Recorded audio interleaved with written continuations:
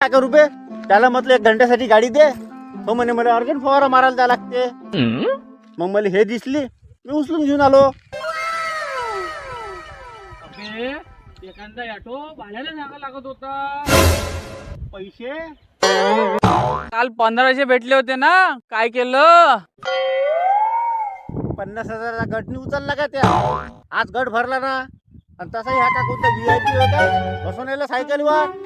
बस रे. Cycle फायकलवर नेत मी. कारान नाहीतर थारान. ए, त्या बाबाची वरातनी घेऊन चाललो, किडनॅप करून आलो तुला. चल बस. हे पारे भाऊ, सायकलवर ऍडजस्ट करतो, पण तिथं गेल्यावर कूलर नाही तर एसी पाहिजे. एसी पाहिजे ना.